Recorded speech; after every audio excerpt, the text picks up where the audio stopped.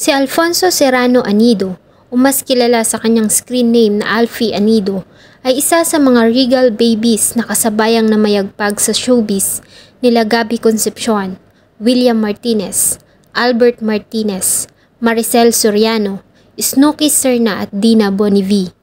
Siya ay pinanganak noong December 30, 1959 sa Manila. Ang kanyang ama at ina ay parehong mga Spanish mestizo at mestiza. Kaya naman isa si Alfie sa mga tinitilian ng mga kadalagahan noong dekada 80. Una na siyang nakilala sa larangan ng fashion at commercial modeling bago siya pumirma ng kontrata sa Regal Films noong 1979. Mas lalo pa siyang nakilala nang malink siya kay Dina Bonnevie nang gawin nila ang pelikulang Camp Classic Temptation Island noong 1980.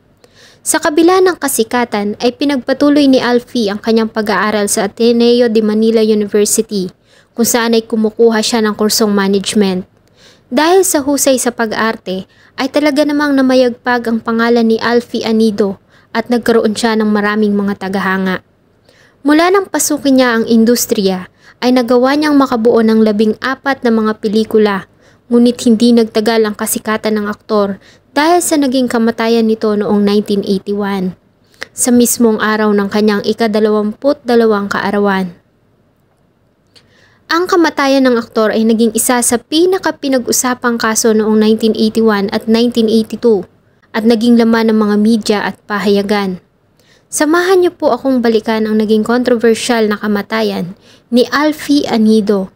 Sino nga kaya ang kumalabit ng gatilyo ng kalibre 38 na tumapos sa buhay at karyera ng aktor na noon ay nasa tugatog ng kanyang kasikatan?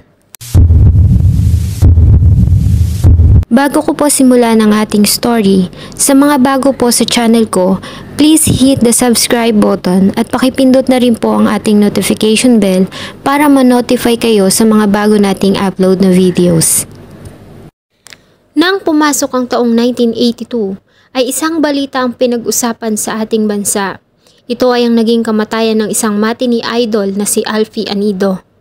Ayon sa report, ay nagpakamatay ito ngunit may mga usap-usapang kumalat na pinatay ito ng kapatid ng kanyang nobya noon na anak ng dating Minister of Defense, former Senator, naging Senate President at kasalukuyang Chief Presidential Legal Counsel na si Juan Ponce Enrile.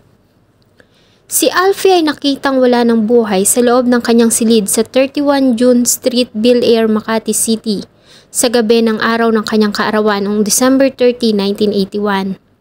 Nagawa pa nila itong dalhin sa Makati Hospital kung saan ay sinabi ng emergency doctor doon na ito ay wala ng buhay upon arrival.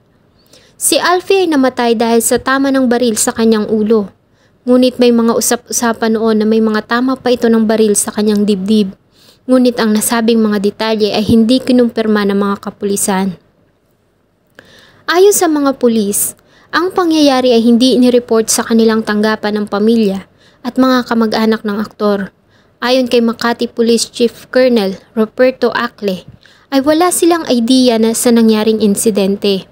Hanggang sa marinig na lamang nila ito sa isang Bel Air security guard na siyang isa sa mga pinakiusapan ng pamilya para tumulong sa pagkontrol sa dami ng tao na pumupunta sa St. Andrew's Chapel kung saan si Alfie ibinurol. Dahil dito, ay agad siyang nagpadala ng team ng mga investigators para kumpirmahin ang nasabing report. Ayon kasi sa kanilang policy, kapag ang isang tao ay namatay sa pamamagitan ng tama ng baril, kasama na ang kaso ng pagkapapakamatay, ay kinakailangan itong dumaan sa medical legal cases at dapat na i-report ng hospital o ng attending doctor sa tanggapan ng pulis, ayon na rin sa kanilang SOP. Nagsagawa ng interrogation ng investigador sa pamilya ni Alfie Anido at agad nilang hinanap ang weapon na siyang naging sanhi ng kamatayan nito. Iniutos din nila na dalhin ang remains ni Alfie sa morgue ng National Bureau of Investigation para sa autopsy.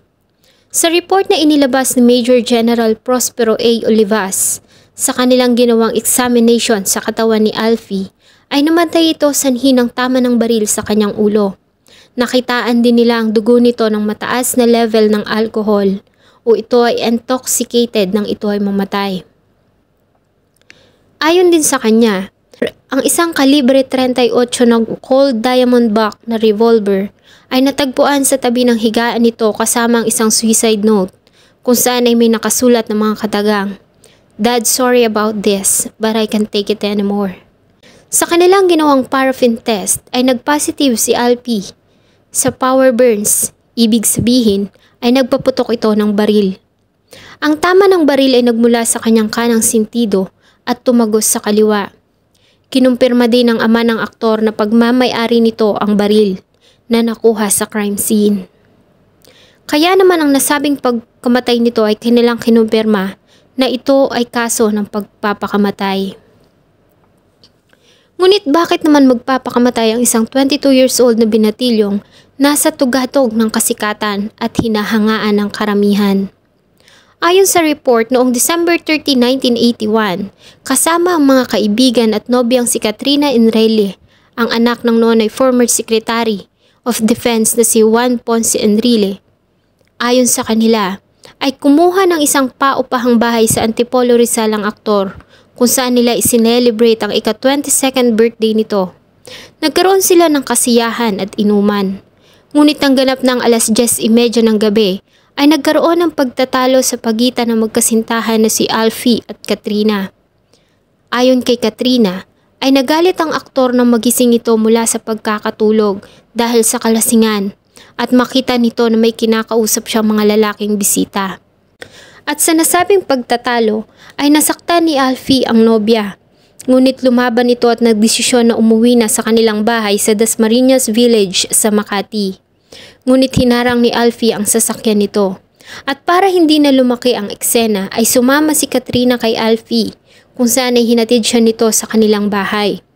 Bago maghiwalay ay sinabihan niya ang aktor ng "Thanks for hitting me. Salamat sa pananakit mo sa akin." Dito na nagkaroon ng ibang kwento sa pagkamatay ng aktor. Ayon kasi sa ilan, ay nagalit ang kapatid na lalaki ni Katrina Enrile na si Jack Enrile nang malamang sinaktan ni Alfie ang kapatid. Kaya naman ay nagtungo ito sa bahay ng aktor at binaril ito. Ayon pa ay malakas ang koneksyon nila dahil sa ang ama nito ay ang Secretary of Defense. Kaya naman nagawa ng mga ito na pagtakpan ng krimen at palabasing ang nangyari ay kaso ng pagpapakamatay. Ang nasabing aligasyon ay itinanggi ng pamilya. Ayon sa pahayag ng dating Secretary of Defense na si Juan Ponce Enrile, ang nasabing aligasyon ay pakana ng Chief of Armed Forces of the Philippines noon na si Fabian Ver. Ayon sa kanya, ay pinaiimbestigahan niya kasi ang kaso nito tungkol sa umunoy pagtatangka nitong pagpatay sa karibal sa isang babae, kaya naman ay nais nito na gumanti. Samantala, ayon naman sa testimonya ng mga kaibigan, pamilya at nobya ni Alfie, nang makauwi ito sa kanilang bahay sa Bill Air ay tinawagan nito ang nobya sa telepono kung saan ay lumalim pa ang kanilang naging pagtatalo na siyang naging dahilan para magdesisyon si Katrina na tapusin na ang kanilang relasyon at bilang tugon ay binagsakan siya nito ng telepono. Makalipas pa ang ilang sandali ay muli siyang tumawag dito ngunit hindi na ito ang sumagot kundi ang ina nito na nagtungo sa kwarto ng aktor at tinatawag ito para sagutin ang telepono. Namalayan na lamang niya na ang sumunod na tao na kausap niya ay ang kapatid na babae ni Alfie at sinabi nito na patay na ang aktor. Agad namang nagtungo si Katrina sa bahay ng nobyo kung saan ay sinalubong siya ng ama ni Alfie at iniabot sa kanya ang isang suicide note kung saan ay may nakasulat na "Daddy, sorry about this, but I can't take it anymore." At ang nasabing suicide note ay napasa kamay ng NBI. Makalipas ang halos 3 dekada sa isang panayam kay Katrina Enrile ni Wilson Flores ng Philippine Star noong June 1, 2014, ay sinabi niya na nagpaplano na sila ni Alfie Anido na magpakasal. Ayon sa kanya, inalok siya ng kasal ng aktor 1.5 buwan bago ito nagpakamatay. Isa umano si Mother Lily Monteverde sa mga una nilang binisita at inalok na maging godparent.